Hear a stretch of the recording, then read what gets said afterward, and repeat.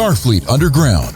Every week, we'll take a look at the latest Star Trek news and then check out a current or classic episode of Star Trek. T'Pring wants Spock to study human sexuality. Pike and crew beam over to save some lost colonists, but it's a trap and the Enterprise is taken over by space pirates. Pike will try to cook up a mutiny, so grab your phaser or, if you're Nurse Chapel, your Hypo Spray, because shit just got real.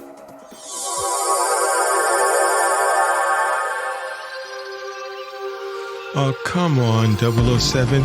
Why are you saying every AR word in the known language? No, I don't want to go to Arkansas and get an Arby's and have... No, you're not a pirate. No.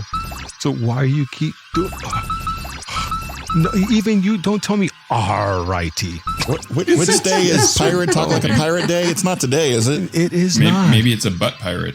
I don't know what he's doing. I was wondering why he called me matey. I just thought I got my name wrong. And now he's bouncing in the walls because he's wearing a fucking eye patch over one of his sensor arrays. Come on.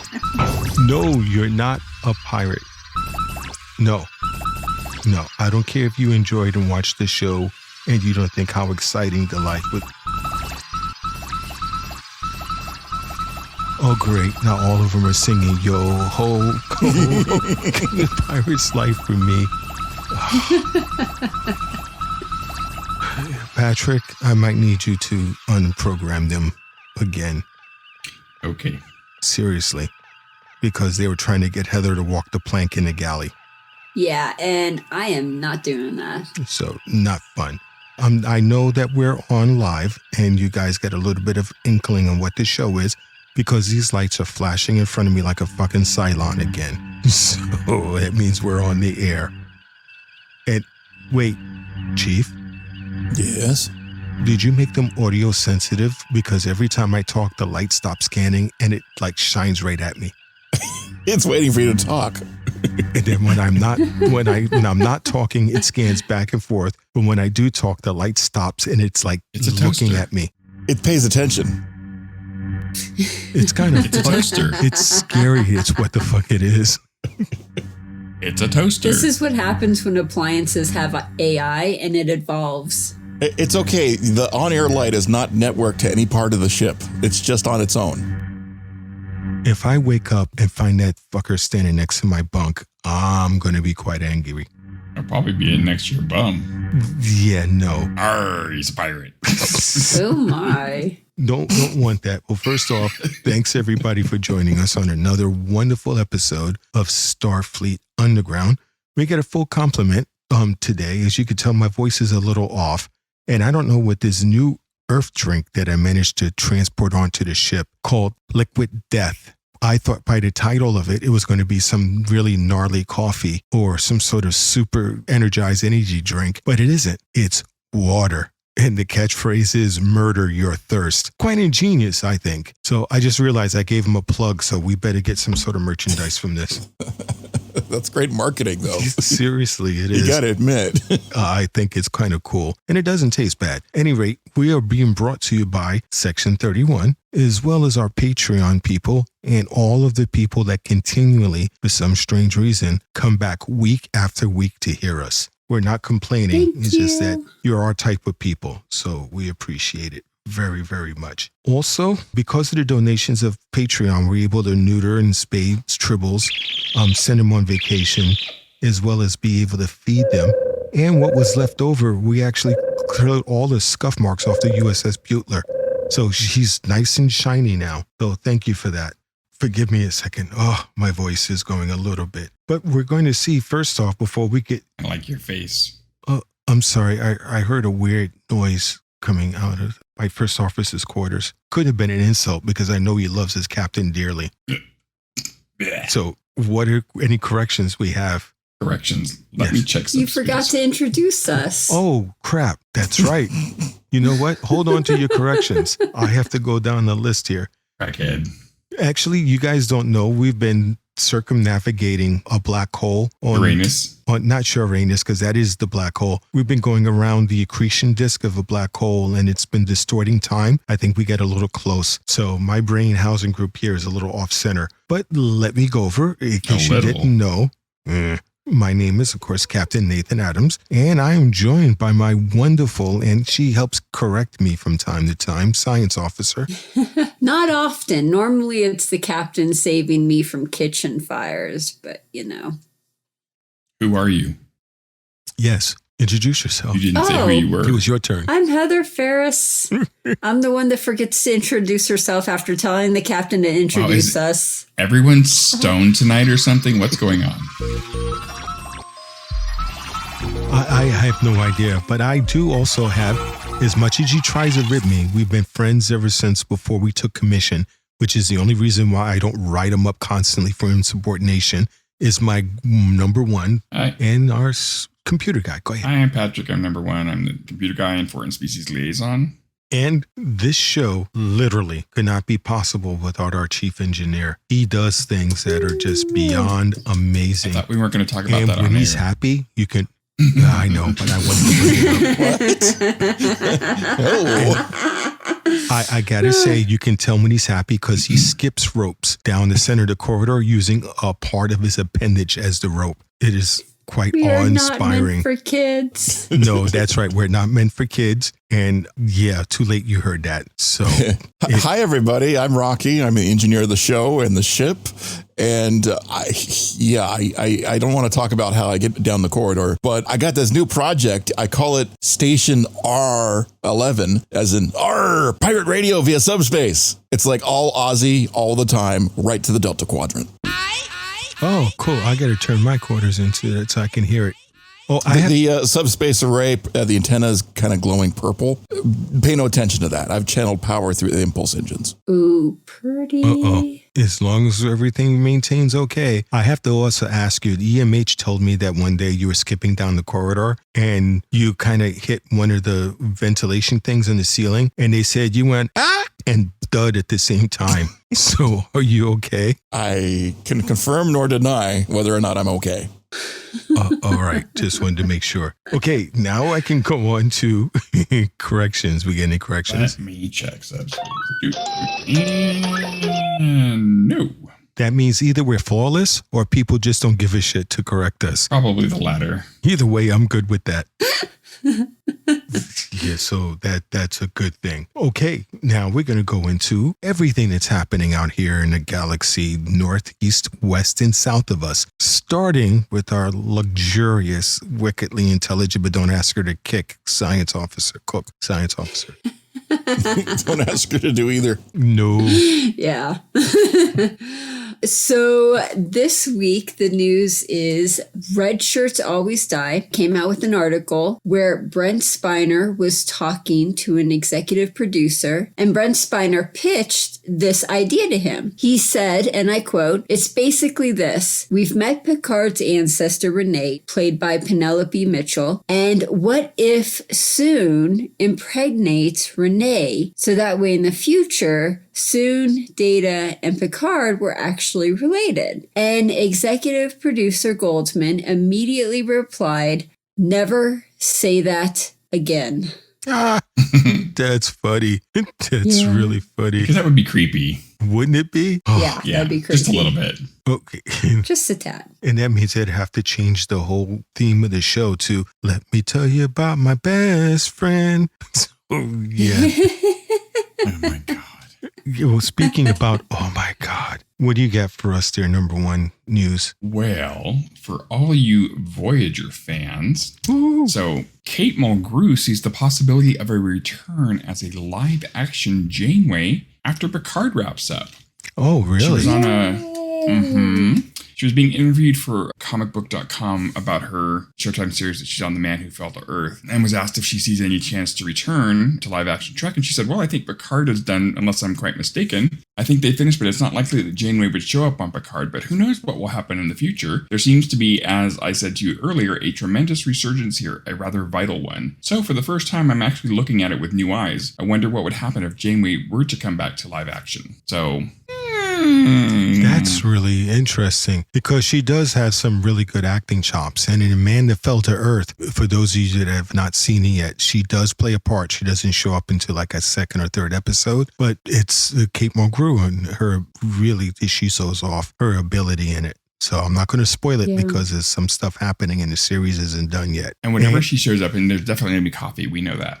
Okay, and Ooh, there's coffee. Yes. definitely coffee in there. Coffee. And plus, this show's called Starfleet Underground, not The Man Who Fell to Earth and all the news with it. So, next, what do you got for us there, Chief? I have a good reason to mark your calendars for October 4th. In North America, the second season of Star Trek Picard is coming to Blu-ray, DVD, and a limited edition Blu-ray SteelBook. Ooh. So we can steal the book? You can steal the book and read it too. It's really cool because they have over an hour's worth of special features on this thing. In addition to all 10 episodes, they've got all these things like the USS Stargazer, which is a featurette, the Chateau, something about production design and the Chateau. The Trial is Over. Oh, that must be Q related. Rebuilding the Borg Queen. That sounds exciting, especially if you know what she looks like currently. And all kinds of things. Picard's props and it's all kinds of fun little featurettes that we haven't seen yet. So this is kind of cool, including a gag rail and some deleted scenes. I love it because with this, Gag rail? you get railed while you're gagged. That's a Pornhub feature, Patrick. Yeah, The gag reel. he Pornhub knows all feature. about that. I would know. I love the fact that it's steel because if somebody comes up to you and he goes, Picard suck, you can just whack them right in the head and knock them out. Yeah, you could do the same with just the plastic version, but you won't knock them out. No, the metal version is really cool. Legal note, we do not condone violence on this show. Not at all.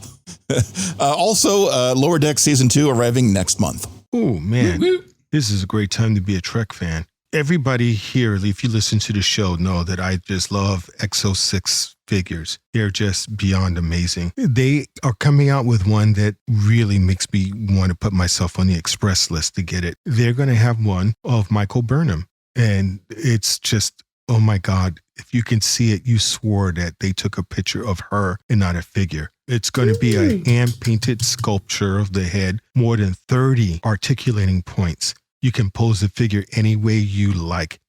Don't go to the gutter. The figure comes with 11, count them, 11 interchangeable hands. And just like the mirror image of the one they did of Spock, the hands allow for Vulcan salute, nerve pinch, duty belt, all kinds of different accessories. And it'll come with the USS Discovery transporter pad and an information card. But it's a way for you to be able to get, if you get Michelle's autograph, you can put it right on the duty card. And it's a museum grade action figure and it's available for pre-order right now. With delivery scheduled for the summer and the final cost, believe it or not, is only going to be $215 US. I wonder if I can go back in the time and pick it up again. Damn it, Section 31's got me locked out on it. Well, at any rate, visit the EXO-6.com website to learn more and to do your pre-order. Seriously, I've been looking at that figure. Is pre-ordering like pre-coming? Pretty much, except it's not as sticky. Except it's not as sticky. That explains more. Yeah. That's why everybody's into pre-ordering. Mm-hmm. You got to do a little bit on the side, just from the tip. Okay.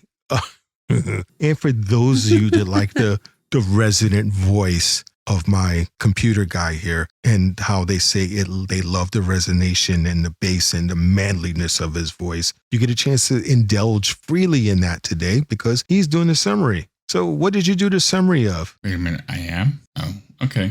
But Star Trek Strange New World, Season 1, Episode 7, The Serene Squall. Teaser, Vulcan sex ed.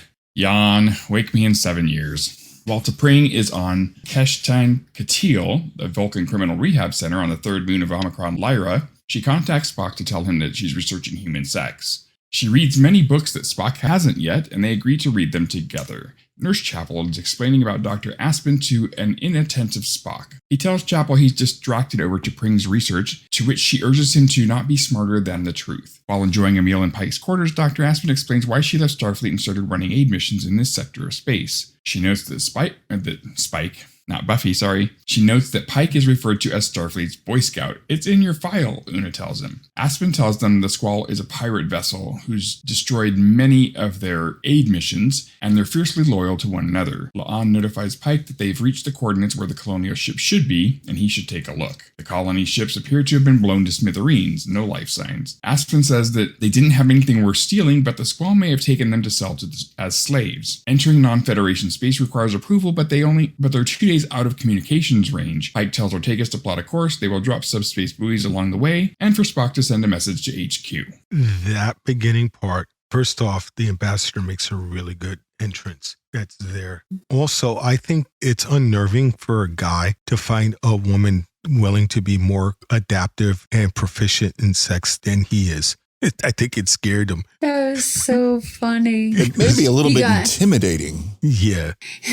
He got an experienced woman and now he's choking when she brings up sex. I'm serious. And she's like, I've read all of the things. I know about French ticklers around the world, reverse cowgirl. She didn't talk about that. She was into the books. It was Karma Sutra. You know? Which is a book. Yeah, it is. I may even have you know how to do the angry snapdragon. But Karma Sutra, is that like the Karma Chameleon? Karma could chameleon. But he's like, no, you shouldn't read all that. It's like, well, don't you want me to experience, all those ways to reach your human half? I'm like Spock, just go with it, man. She wants to get extra kinky. Let her get extra kinky. Dude, if he walks into the bedroom and she has a strap-on on, he's going to run. But the look on his face was like, that was just so hysterical. She goes, the only thing I would draw a line in is the glass bottom boat. We could even try the purple mushroom or the snapdragon. What? Damn it. Now I'm going to have to Google the snapdragon. What the fuck is a snapdragon? Angry snapdragon. I'll explain it because it might be even too much for our rating. But it is. I thought that was really kind of funny. So it was interesting. And the fact that she's willing to do all of that, I thought was nice. She's willing to experiment. To know her man. So my question is, why is T'Pring doing a Starfleet log? She's not a member of the Starfleet crew, so why is she doing a log at the very beginning of the show? Honestly, they wanted to do that to fuck you up because you stated that anybody who does a log in the show was about them. They heard me.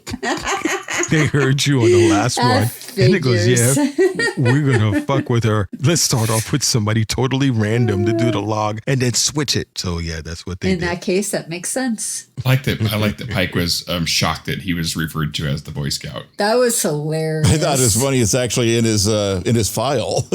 I know. Yes. Number one's like, dude, it's in your file. Hello. That was so hilarious. And he's like offended. It's also when you look up Boy Scout, there's a picture of Pike. Mm-hmm. That was funny. So this whole episode is basically him rebelling from that. Like he does all these things he's not supposed to do. Well, you can't blame him. Just the same thing that happened with Una. And Nick called her with Fun Goes to Die. She just said to do everything opposite. That's true. So I guess this was his but point. he does things that he's not supposed to do, but based on Starfleet regulations because there was a distress signal. So Starfleet says you have to investigate every distress signal, even if it's in uncharted space. But the captain's not supposed to go on the away team. And Una said to him, oh, you're playing Fast and Furious with the... or loose, what was it? Loose and... Fast and loose. Fast and loose with the rules. So that's like another example of how he's not being a Boy Scout. I mean, that's just canon. I mean, Kirk did that all the time. Yeah, but Kirk didn't have that he was a Boy Scout in his file. When you're on the flagship starship of the Federation and you're out in the fringes of the world, it's the wild, wild west, and you've got the means to take and save some poor people that are being completely taken advantage of. Why not? Yeah. Mm-hmm. I mean, it's going to take a couple of days for Starfleet to go. He's like, I'm not going to wait for. I dug what Pike was saying. Is like, I'm not going to wait for get the official word. By that time, these people are going to be fed to the dogs. We got to go save them. Or to the Klingons. Or the Gorn. Or sold to the Klingons. Yeah. And also you see, again, the budding relationship between Nurse Chapel and Spock. They're walking down the corridor. And she sold Earth to Spock. I love that she's representing Earth. Because that phrase today is like, hello, McFly. I mean, it's kind of one of those phrases that doesn't fit in their time period. But Nurse Chapel just boom, Earth to Spock. She It just was put it there. perfect. It's like, what's going on? My girlfriend wants to study sex. And it looks like, really? And that bothers you? What's the problem with that? You should be happy. Her line about for him to not be smarter than the truth, I thought was pretty profound. It was. I'm trying to figure that one out. What does that mean? What's right in front of you? Don't try and don't outsmart what's true. Don't overthink it. Don't try to work it out. Just, let it. It's right there in front of you. It's the truth. It's essentially just let it happen. Yeah. It's like, be. Yeah. It's like, just let it happen. What do you sleep in, sit on, and eat with? Your face? No. And no, it's I meant one your of those, face. No, not my face. It's one of those things. The answer is a bed, a chair, and a fork. Sometimes the truth is just right there, and we tend to overthink and make things more complicated. Yeah. Right, where it's just what it is. So that was a good line. Yeah, it was a good pickup on that, So I thought that was cool. I also liked how she makes sure that he's paying attention now. Yeah. What did he say that you're her being charming? Yeah, something to that effect, that she's cool and charming or whatever, and he's got to pay attention. I think it's funny. She's got this playfulness about her that you can't not like. Yeah, And how did we get to space pirates? I mean, arg. That was next section. We don't know just yet. No, because Aspen tells them that the Squall was a pirate vessel. Oh, yeah. Oh, that's true. They were sitting getting ready to eat, and La'an says, hey, dude, you got to get up to the bridge. You got to see this shit. And so they get up there and find out that there's no colony ships. There's nothing but debris everywhere. And Ortegas, God, her haircut is just so unique to her. I love her haircut. She's really something else. And she's like, there's no life signs. There's nothing there. And of course, she jumps to conclusions, which you can. Pirates are supposed to be there. The ships are gone. So it has to be the pirates, So I thought that was pretty cool. And then he does what Kirk does, which is let's ask for permission. How long is it going to take? A couple of days. Well, we'll go now and just, Yeah, I'll be back in a couple of days to say, sorry, did it already. I can't wait. It's always ask forgiveness instead of seeking permission. Mm-hmm. Yeah. I like that. I don't know if I like it. Spock was like a little bit too confident. He actually said that Enterprise is superior to whatever the pirates are going to have out there. I mean, that's pretty bold. And it may be true. Like Enterprise is physically a big badass ship to your typical pirate ship, but he's completely overlooking the fact that somebody could sneak aboard and do shit, which is what's going to happen. Well, that he is younger and less experienced. Mm-hmm. Yeah, Spock has got a little naivety to him. Mm-hmm. Yeah, and we're not talking about the sexual thing with the pring. And people who are younger tend to be more confident. And he needs what everybody tells Heather all the time. He needs a little more seasoning. So. Oh, I thought you were going to say something else. Know about your food. to pring and to bring you. I move wonder on? how. Yeah, because I was going to say something totally out of character. So yes, please. Okay. Act 1. Laser nets, asteroids, and colonial marines. Oh my. Oh, wait a minute. Sorry, this isn't the Sulaco. Loud music is coming from Aspen's quarters as Spock arrives to inform her that Pike wants her on the bridge. Aspen tells him that club hopping back in the day used to relieve stress and that not all Vulcans have undergone Colonial. Spock is surprised by her familiarity with Vulcan rituals. Pike explains they received a distress call. Aspen says it could be the pirates trying to lure them into a trap, but Starfleet regulations say they must investigate nonetheless. As the Enterprise bumps into an asteroid, a laser net activates around the ship, and if they try to cross it, it will make them go kaboom. Aspen suggests the asteroid emitting the highest amount of energy would likely be the source of the beam and to target it. Spock can't be sure which one it is, and and Pike says to go with his gut. Spock chooses it, and it was the right choice. Aspen comes to Spock's quarters and tells him that he looked like he was about to have a heart attack when he made that guess. Spock considers guessing illogical, even though Spike is comfortable making them. Aspen suggests Spock you said Spike again. Did I? You did. Yeah, you said Spike again. Okay, Spock considers them illogical, even though Pike is comfortable making them. Aspen suggests Spock is neither his Vulcan side nor his human side. Back on the bridge, Ortegas is having a deep conversation with the ship while steering manually. They arrive at where the third colony ship appears to be holding 200 colonists captive in the cargo hold. La'an and Pike and the crew beam over to the cargo hold to find no colonists, only a machine giving off biosignatures. Una doesn't like it and prepares to beam them back when the signal is cut. Ensign Shankar says comms have been jammed. Chapel hears shouting and weapons fire and climbs into a Jeffries tube. Spock reports that when they beam the captain over, multiple persons beamed aboard. Battle stations Una commands and instructs the computer to initiate Omega Beta 9, lock down the ship's systems as the pirates try to take the bridge. Spock gets Aspen to a turbolift and heads to Deck 4. Pike and the landing party are surrounded by pirates, and an Orion named Remy welcomes them to the Serene Squall. Okay, this is the part that pissed me off royally. Why? You have a starship. Apparently you have a security force and you have people all over the place. As soon as somebody detected security alert, they should have had a shitload of security people throughout that whole damn ship right off the bat. So what the fuck were they doing? Doing a circle jerk in the bathroom? They were napping. There was not any type of a resistance. Even on the bridge, she had that hideaway gun that she was able to pull out Ortega, and she was able to pull that gun out, and she started firing. There is more security on the bridge with just the regular officers running the bridge than the rest of the ship. Where are all the red shirts? So thank you. Where the hell are they? I was so ticked off. They're already dead. It's like, come on. Oh. And then, well, even if they are already dead, they should have had been able to fight back. And two, the pirate ship just happened to have a fully detailed schematic on where all the important parts is right off the bat. And for them to do an instantaneous beaming back and forth and nobody had a chance to tap something and say, hey, we fucked up.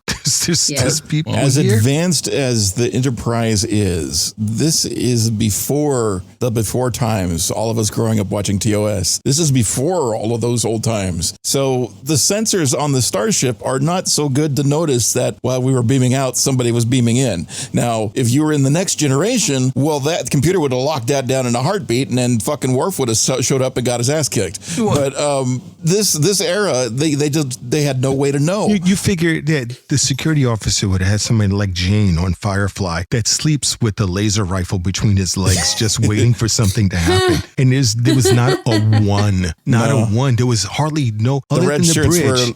they must have been on vacation or something. Like, no, where were they? You're right. We're missing somebody. Only Nurse Chapel did a hard die hard thing and ran for the Jeffrey tubes. Everybody else is like, what the fuck? Nobody they didn't teach anybody hand to hand. Oh, Spock got some hand to hand. Well, yeah. Well, he's a Vulcan. That's coming up, so did Nurse Chapel. Yeah, well, Nurse Chapel, and I give her credit, man. I love her. She's so ballsy. She's wearing all white and she's getting down on the ground. So to fight people in all white. This episode really made me fall in love with Nurse Chapel. Yeah, it was. I thought she was cool before, but this was the one that won me because she kicks ass. Yeah, she does. Still allowed to wear? Are you still not allowed to wear white after Labor Day in in a starship? Who cares? And the fact that she's fucking dangerous because she hit a hypo spray in that tight ass white uniform, and she goes 2-on-1 with the hypo spray, and she took them both down. She's like, I'm an expert in menage a trois. And then she climbs up into Jeffrey's tube,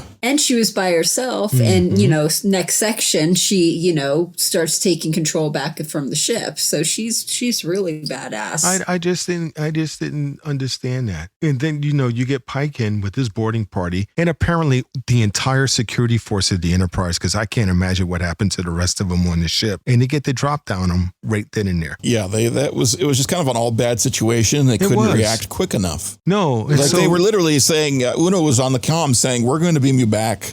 And boom, out of nowhere comes Mad Max. I mean, it was. Thank you. No, they were all, they got the drop. It was like Mad Max meets the Lost Boys. Really. That's the part that pissed me off. I have to admit that the first time I saw the Orion, I could have sworn that was a Tellarite. He was a big for an Orion, so I could see that. With the red hair and everything, he sort of looked Viking. He was definitely a pirate. He's a big girl. Tell me, Captain Spike, would you happen to have a spot of honey? You just called him Spike too. I know, Captain Spike. I blame you there, Patrick. But it was definitely funny. I was mistaking our aliens and their techniques because I saw this laser net come out of nowhere, and I'm like, the Tholians. But then I realized, no, the Tholians were slow and methodical. this thing just kind of instantly appeared out of the asteroid. So this is different. Yeah, and that's what I was thinking too when I first saw it. Yeah, but it was really surprising and really exciting when it popped up. I'm like, oh my God, it was great excitement. And then like the first boner. oh my God.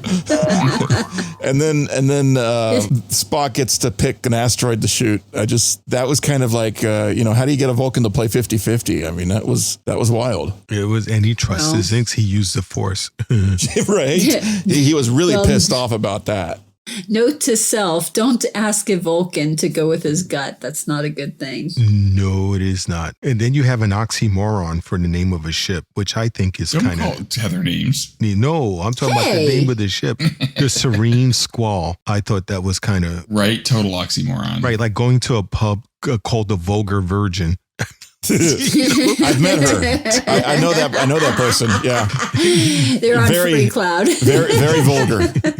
It would be more appropriate if you were calling it the Slutty Virgin. Yeah, that exactly. So I think that was funny. Speaking of sluts, let's go to the next act. Well, speaking of sluts, I love what? I really love the dialogue between the characters. I love the script this episode. One of the things I really love is the whole comparison between, do you want me to do first date? Do you want me to do third date? And he's like, no, do blind date. And she's like, okay, proceeding with caution. Was nice. Loving all the back and forth with Ortegas. It's so good. And then she's on the third date. She's steering manually. Yes. I'm like, ooh, driving that big starship by your little hand. Manual stimulation. What did she say that I thought was so funny that made me laugh? She says it's like me being alone with the ship with one other person or something like that. Having a deep conversation with someone. Yeah, she's deep conversating. It was when she was in manual mode driving, it was that she was having a deep conversation with the ship. Yeah. Yeah, but she said with someone else in the room. No, it was with the ship. No, she said with something else in the room. I know she said something like that. Now you're going to make me try to look for the quote. You just have to go watch it again. There's something she said. This has got to be a thing in here somewhere. Come on. Well, you try and look it up and I'll go on to the next act. Act 2. Slap Happy Orion, Bad Girl, and Alpha Braga IV. Pike is interrogated by Remy to get the codes to disable the ship's lockdown. Pike doesn't give in, but offers to cook the crew a decent meal. Remy tells him he better be a good cook or his crew gets spaced. Chapel tries to access a computer terminal but is caught and disables her attackers with a Hypo Spray. Pike tells Remy that the Federation is willing to ignore stuff that happens outside of Federation space, but if he hijacks the Enterprise, he'll have them breathing down his neck. Remy says he won't have the ship by then, and to which Pike says, do you really want to sick the Federation on those people? Remy wonders if selling them to the Klingons would work. Pike says he wouldn't get out alive, as that's not how the Klingons deal with people. Spock treats Dr. Aspen's wounds. Aspen says they should abandon ship, but Spock will not let the pirates have the Enterprise. Aspen tells him that her husband was Vulcan, and he was killed by the Squall. He hands her a weapon, to which she replies she's not a fighter, to which Spock says, that ain't true. Pike is tossed back into the cage and tells his crew he has good news. They're getting sold to the Klingons. Alpha Braga IV, mutiny. As Spock and Aspen reach engineering, they find Chapel and several unconscious pirates. As Spock uses his command codes to override the ship's lockdown, our villain is revealed. Aspen points phasers at Spock and Chapel and identifies themselves as Captain Angel. I found it. The part was when she said that you were right in a way, and I was right in a way. She says that her and the ship were in deep conversation, like a third date. So it wasn't a person in the room. She just said like a third date, and that's when Pike laughed. But this section coming up is like, okay, this third date? Oh. No, about the size. They're trying to get around everything. And for all intents and purposes, I really like the way Nurse Chapel handles herself. She really does a good job of being I Spy, getting everywhere. Yeah, she's great. Yeah. She's running around the ship all by her lonesome, and she's got one person to count on herself. She hasn't teamed up with anybody. So they work her way all the way down to engineering, and she's down in engineering with another couple dudes on the floor trying to hack the comm system and get an SOS out. I love how not only resilient she is, but the stamina, of trying to hit the code on the computer, and it keeps going dee-dee-dink on you over and over again. She's taking care of business. Every day. Every day. Taking care of business. Every way. Please stop. So yeah, she was doing a really good job. And the fact that, Spock is following along with the ambassador in tow, they make it to their ultimate goal, which should have been everything. But when they get there and Nurse Chapel is doing the computer stuff, I thought was pretty cool. And she's like, okay, all command codes routed to engineering. Engineering doors are locked. We're good to go. Wait a minute. Engineers doors are open. Command codes is back to the bridge. It was hacked so quickly. Yeah, the look on his face, it is like, what the fuck? Well, it was so funny. It was just me, but I did not see it coming that Angel was the... No, I saw something coming. I honestly, I did. Yourself? I did see something coming. I beg your pardon? Yourself? I would no. Nobody wants to see that. Who did you see coming? Oh boy, I saw. She was a double agent. The crazy pirate captain coming, because she's like, you don't want to get captured by these people. Some escape pods, that'd be a good idea. We need to abandon this ship. And she's really, really emphatic on how she needs to get off the ship. Good pickup. And it's really, she's trying to oversell it to Spock. Spock's trying to save the ship. He's trying to recover the ship. He's trying to do his duty. And she's like, we need to get the fuck out of here so real pirates can come over and take it out. She's trying to urge him off, a little too much. I saw it coming. Okay. That really was pretty wild. I'm glad you picked that up because it was a little bit of surprise at me. Because when I saw her with the guns, I was like, motherfucker. I was, though, very impressed when they were on the bridge and Spock was doing that hand-to-hand combat and using the weaponry and, using physical combat and the Vulcan neck pinch at the same time. He was throwing dudes across the room. That was fucking badass. I'm surprised nobody mentioned that. I forgot to mention that myself, but that was so badass. But then to see him, after all of that brilliant badass fighting and combat skills, and he's just sitting there going, okay, let's regain control of the ship and retransfer control. And, could you check on the transporter for me? And she just walks over to the thing and, hey, the comm system just went down. Oh, we're the doors are opening. What's going on here? She was like that quickly. Spock didn't see that coming. No, I would have loved for Spock to turn around and looked at him and went, bitch. Right? She had both phasers, too. She was dual fisting it on him. I mean, I was like, damn, Spock, you fucked the fuck up. Seriously. It was really, really messed up. They went through all of that. And it reminds me of a Mad Magazine. They had these little cartoons they would do. And they showed the rescue of a princess. And you have this guy with the sword. And he cuts through the villains in the front of the castle. He goes to the castle and he kills all these other villains. He gets upstairs. The main bad guy's there with his girlfriend that he's trying to rescue. And the bad guy's bodyguards rush at him and the guy kills them all. Then he sits there and twirls his sword in front of the bad guy. And he goes to lunge in. The bad guy knocks his sword out of the way, runs him through and kills him and looks at him on the ground. And it goes to the end. The guy get cut down. Sometimes you don't care how good you are, shit just happens bad. And that's what happened. Yeah. They were perfect. Yeah. They did everything perfectly, but they didn't notice that, she was a bad guy. What about Captain Pike getting the fuck beat out of him? Oh, that was he was funny. And he still maintained his charming personality. That was hot. Yeah. Right? And then he got out of it by offering to cook dinner for them. That would totally work for me. Captain, that would totally work on me. I think Heather might have been a pirate before she joined Starfleet because her cooking was so bad and she had no way to survive on a pirate ship. They just threw her away. Is that where we found you on the way to Starfleet when you signed up to the academy? You just kind of got thrown into an escape pod and they just kind of picked it up? I swear to God, they did not get bingo on me.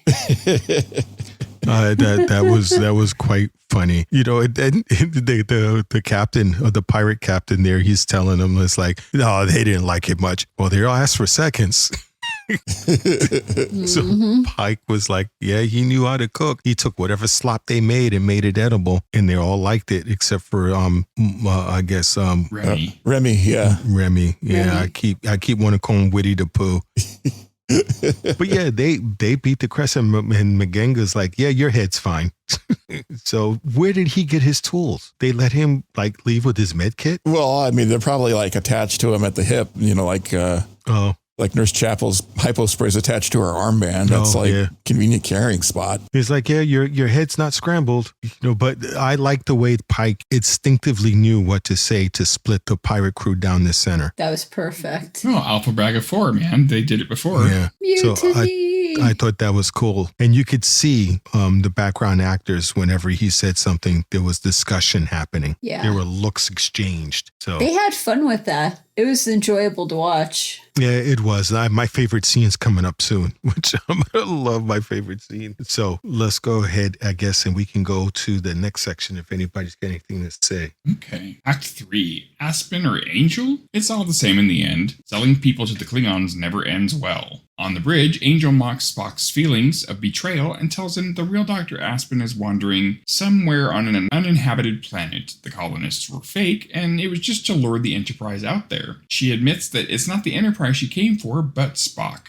On Keshtan Katil, T'Pring gets notified of an incoming message from Enterprise. It's Angel, and she wants T'Pring to trade a prisoner for Spock's life. After all, she's responsible for them since they are bonded. T'Pring says she will not be intimidated, and Angel gives her the coordinates anyway. They head to the coordinates. Angel says that love is the only thing that makes the cold loneliness of space bearable, and she will get her Vulcan husband back. Remy tells the crew via intercom that they're headed to Pova colony to sell the cargo in quotes, to the Klingons. Pike tells a female pirate that if they need any more crew, he might know where to find them. Pike and Una are confident that their plan is working. A Vulcan cruiser arrives at the coordinates. Angel opens a channel to T'Pring, telling her she made the right choice. Spock tells her not to go through with it or allow the pirates to keep Enterprise. She must destroy Enterprise, as Spock has deduced who the prisoner is. Zavarius is not his real name. Angel stuns Spock with a phaser. That part coming up here. So when she said, first off, why does everybody's got to disrespect the captain's chair and like sidle it? I mean, what the fuck? Can't you just lean back like normal?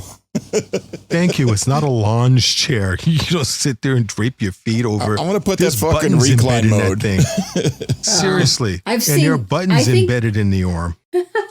You got to hit the one that gets you some popcorn delivered. Dude.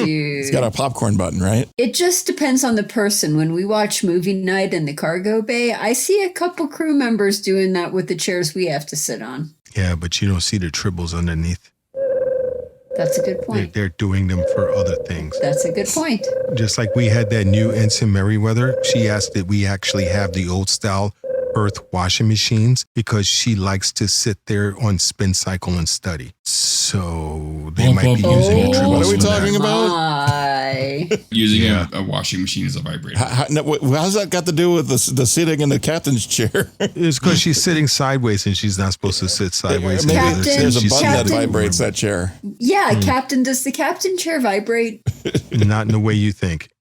Or want. So, and then she's up there and she's nonchalantly going out. And she says in such a sleazy way, the only person I want is you, Spock. You know, I have a reason. And T'Pring is just putting it all in. She's like, yeah, I'm not going to rescue him. I don't care if he's my betrothed. But it's like that the whole idea, you're married to him, so technically you're responsible for Spock. I'm like, well, wait a second. No, they're not married yet.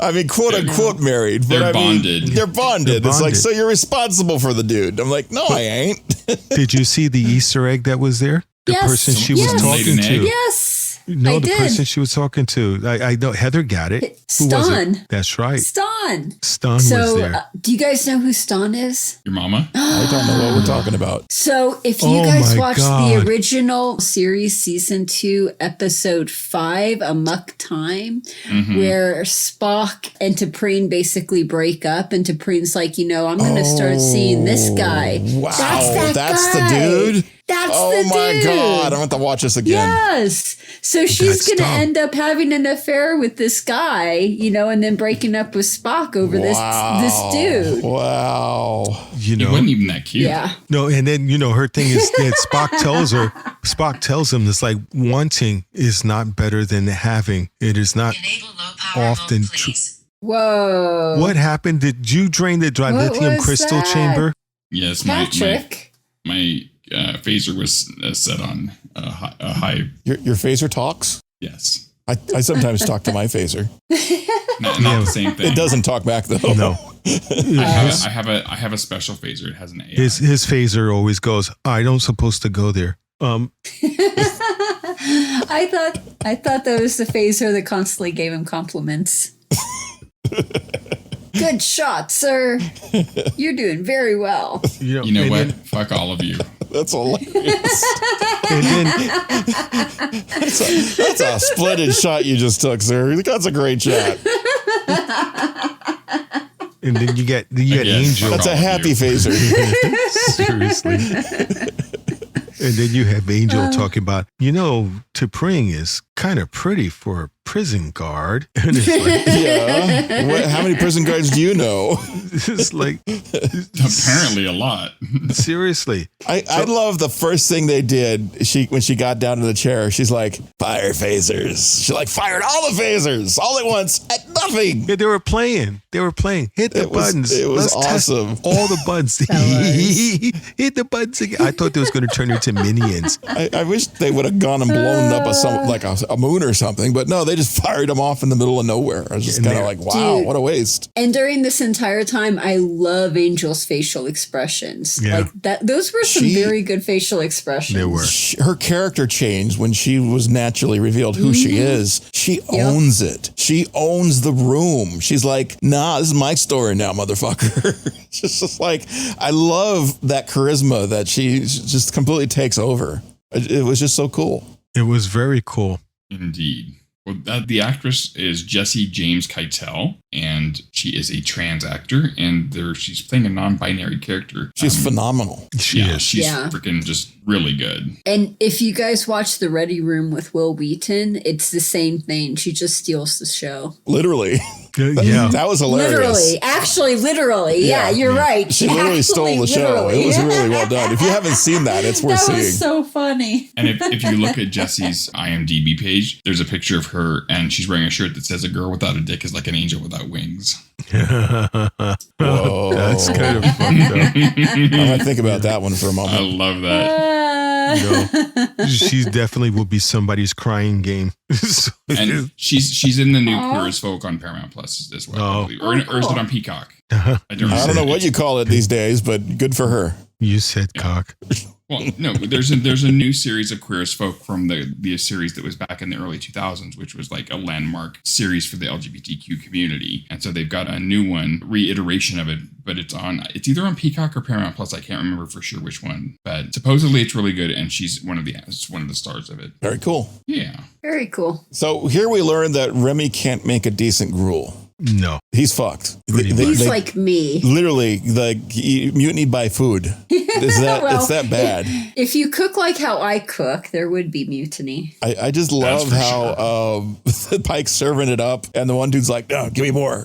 He's like, he gets one spoonful. No, give me another one. He gets two spoonfuls. The little acting stuff like that is so much fun. And it's why this cast is so good at this show. And that's with the interaction with a guest actor, somebody doesn't even have a line. Yeah. And I like it when they talk to the female pilot, who did not come from a planet full of white people, which I was quite happy to see. When talking about, it's like when he's like, well, you're Captain Remy. And she's like, he's not the captain. That's not the captain. That's like dropping a hint right there. Like, right off. I mean, that's not actually the captain? Oh. It's like, well, who would he turn on? So is Remy number one? I guess Remy is supposed to be number one. Not in the kitchen.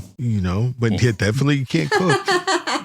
The female pirate is Sophia Walker, and you may have seen her in The Handmaid's Tale, the 12 Monkey series, and Why the Last Man. Yeah, That's I remember where both I of those. recognized her. Yeah, and Why the Last Man, she was a badass agent. Mm-hmm. But it was pretty cool. And then he's like, well, he has friends. And Pike's like, yeah, you got friends here too. You got a friend in me. You got a friend in me. Your friend in me, would you get him out? Oh, God. You guys are horrible. Yes.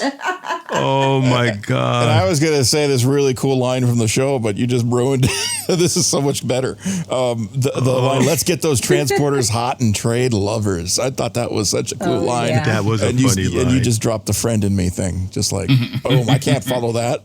Well, you can beam a friend in me. Oh my. Oh dear. Oh.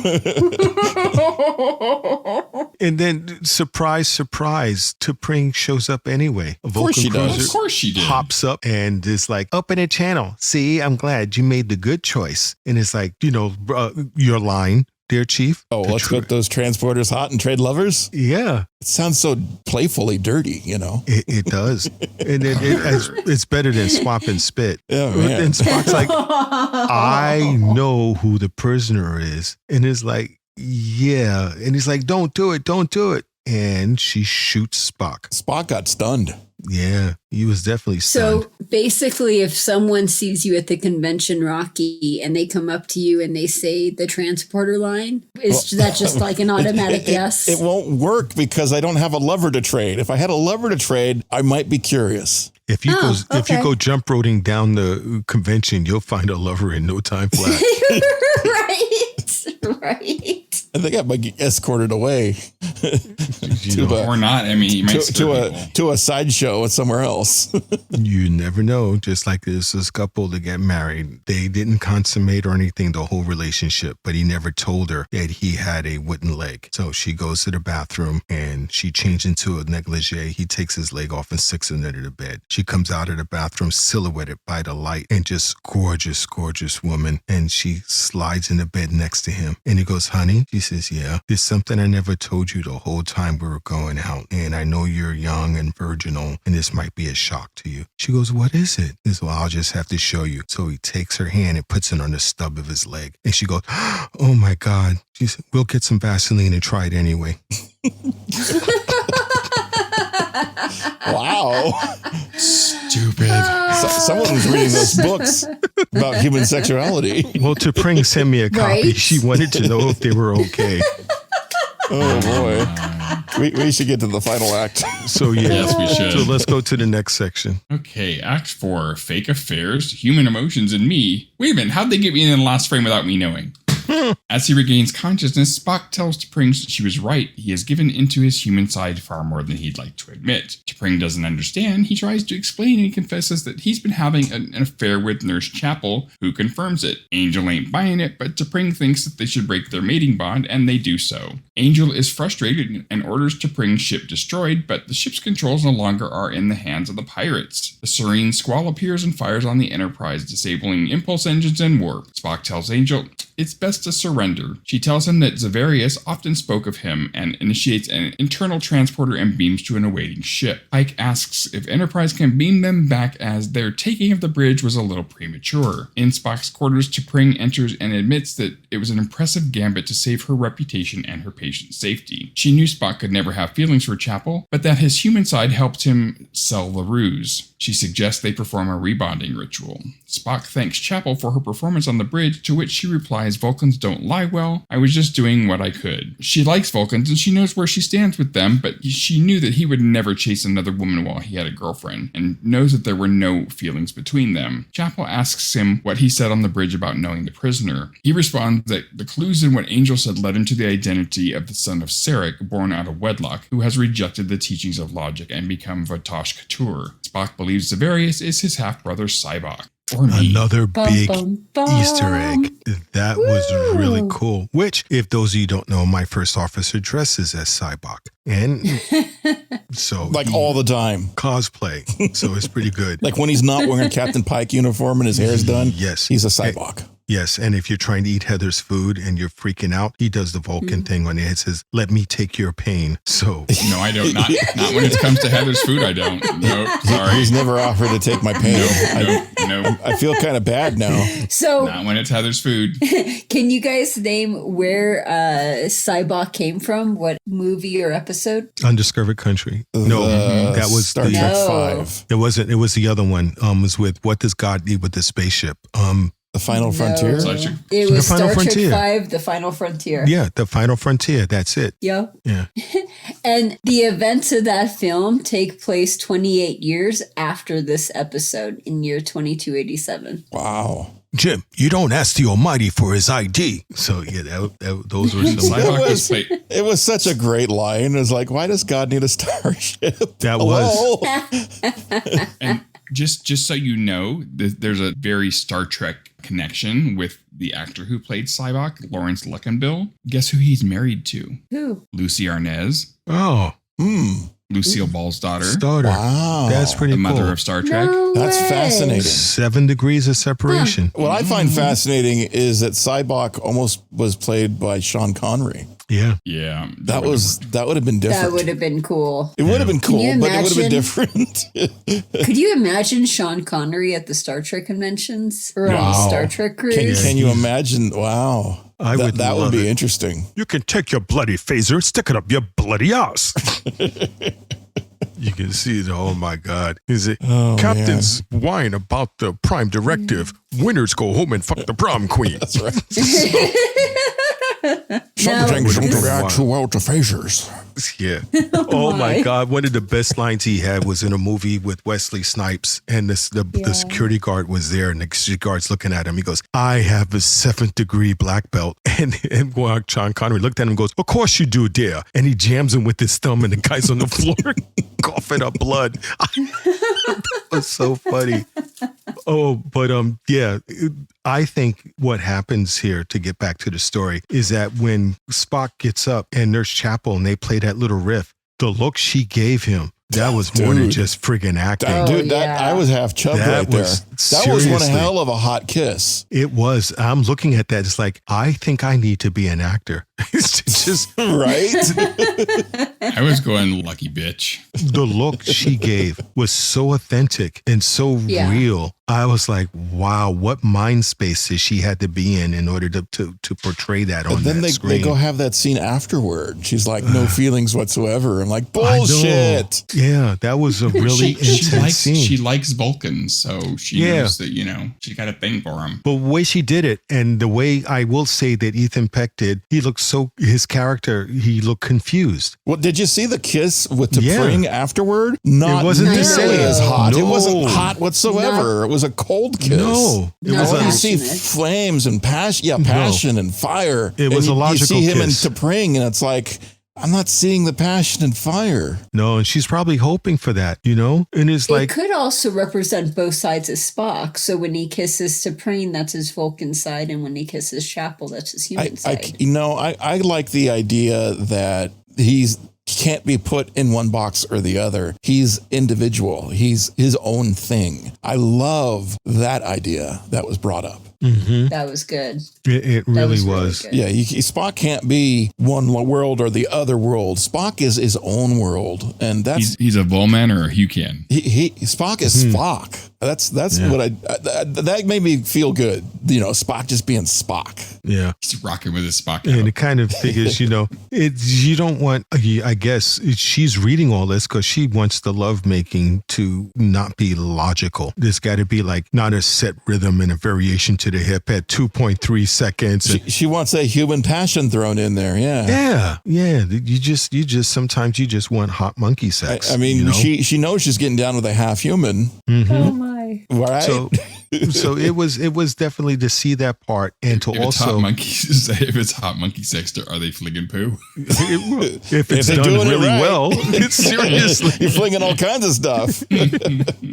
But it was, and the look on Angel's face, which she realized that what just happened. Well, she got beat. Yeah, she was mad. You could tell. And she was like, fuck everybody, destroy everything. Yeah, blow it all away. Yeah. And then you realize the shields are down and the phasers aren't working because they got the backdoor codes. And the timing, real life timing isn't good like that.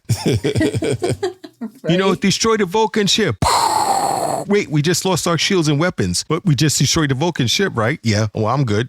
Yeah, whoops. If they only missed the code by like a second, I entered that code wrong, or you had to click the thing that says, I am not a robot. Oh my God. Can you imagine what that scene was like? That timing was literally so close. They didn't hit the right crosswalks. Oh my God, that would really be something. But she had an out, so that means we're going to see her again. Oh, I can't wait because she was awesome. Yeah, I would like to see her team up with Mud. Oh and my see God, what kind of serious that shit would could be happen. a nightmare. Would that be badass? I'm telling you that if they cast this shit right, that would be a killer episode. Get her and Mud down. Oh my God. Seriously, she's like, man, fuck the crew. I'm leaving all y'all behind. I'm out. I mean, yeah, all the shenanigans that could happen. Yeah, it's so imaginative based off of the acting, which is so good. And then we get to the part. Did my part come up yet? Which I thought was so funny. Was it where Pike says, "Get the hell out of my chair"? I don't know. My favorite part is when he's sitting there and he's looking at Ortega and he's going, "Arr, me matey, arr."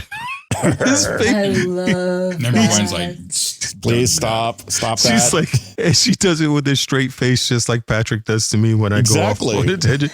She's like, please stop. And Pike looks so dejected. But I was having fun with that. I wanted to continue that. And with his face all scrunched up like he's wearing an eye patch, I died laughing because in the surface, that stuff actually happens when you're going through stressful environments and everything. I had an XO when we're out there, and every once in a while he'd call me up to his section and he's like, okay, we're surrounded by the enemy and I want you to tell me what we should do and do it in your Klingon voice. He'd be like, well, Captain, we're surrounded by the enemy. My God. We shall slit their throats and allow it to greet the morning sun and lick the tears from the widows' faces, and they will know they've been killed by Marines. And he goes, okay, good, go away.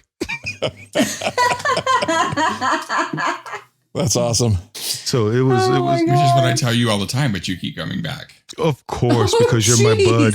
But no, you said it correctly because I do not come on your back. So yeah, I do come back. Oh, gross. What? Oh, Seriously. I have to have that peeled every day for a year just to I don't want to know about the aftermath of what you have to take off your back, sir. Oh, and how you have to remove it. So going back to the episode, Thank you very when much. did Spock have a half brother? We never saw that in the flashbacks between Michael and Spock. They never fully explained it. No, because Sarek had SYBOK out of wedlock. He had an affair. And SYBOK is older than Way older than Spock. So before he got down with Amanda. Right, before he had he's Michael. No. He's full-blooded Vulcan. No. Sarek was married to Amanda and had an affair with this other, I think it was a Vulcan princess, but he was married to her, the human teacher. But he married Amanda. Yeah, but no. Yeah, he was married to her, but then he had an affair with a Vulcan princess, and that's how SYBOK came about. And then he had it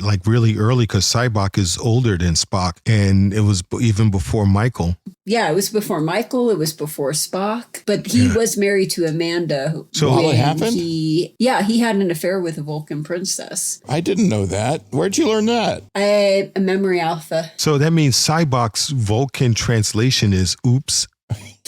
No. Should have pulled out, shouldn't you? No. Listen, Sarek was married twice and had 2 sons. Prior to his first marriage, he had a relationship with the Vulcan princess Terea, which produced his first son, SYBOK. So he wasn't married to Amanda Grayson at the time. So it was before Amanda. Okay. And it was before his first marriage. So it was before his actual first marriage. So it was... Yes. Oh, okay. Yeah, he was born sometime between 2030. Sarek was a busy man. So, Vulcan. Share your pain. Share your pain with me and gain strength from the sharing. Oh, brother. Yeah, so that's what you usually tell somebody during their first time.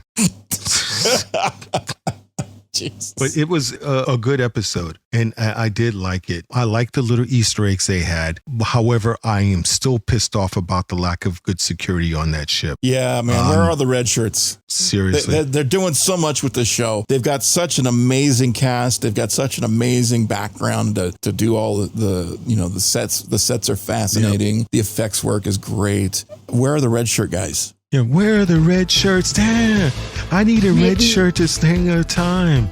He's got to be quick. He's got to be good. He's got to put his life on the line. I need a red shirt. Sorry. And wow. that is the death of our podcast. Wow. We are not a singing podcast. This podcast is dead, Jim. It's dead, Jim. Damn it.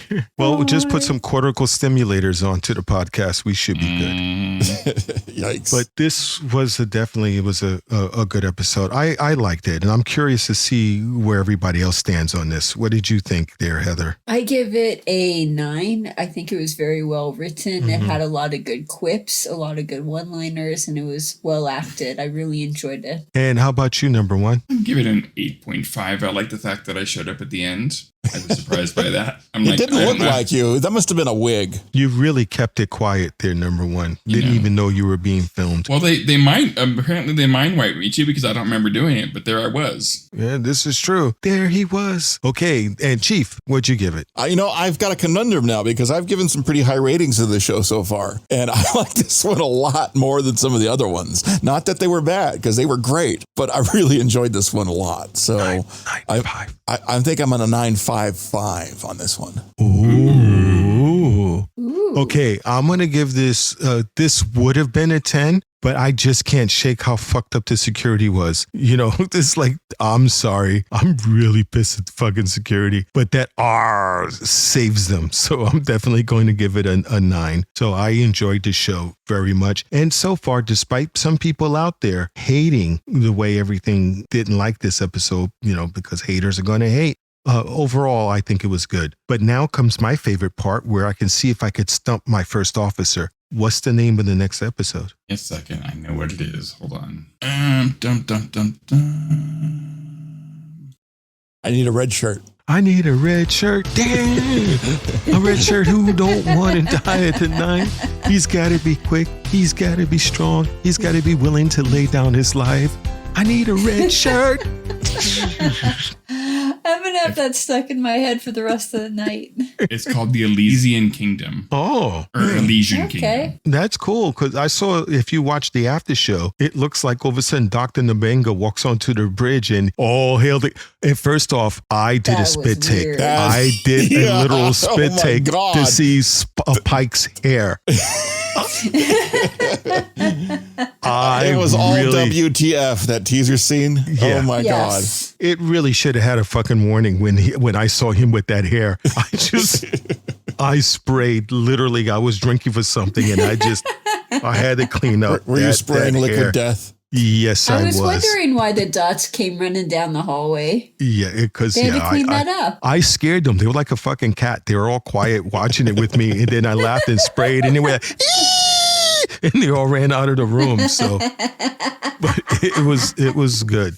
So thank you everybody for joining us for another wonderful episode. I know we started clunky, but we're actually recording this because we're getting ready to leave the event horizon from the black hole. So I don't know what the time dilation is going to be. So, but thankfully, because of my chief engineer here, we didn't get sucked into the hole. And I know I said suck, Patrick, sorry. But maybe if I cook while we're in the event horizon, it'll actually turn out good. No, it'll just take forever. It'll still be bad and take the smell will last forever. You know what's going to suck, though, is after July 7th, that's the last episode of Strange New Worlds. And so far, we don't have any... Don't say that. No. Don't even say that. There's no Prodigy. There's no Lower Decks coming on yet. There's nothing. Oh, God. That means we're back to Enterprise. Wow. Yeah. No. And that'll be a long road. Getting from there to here. That's horrible. Oh, shit.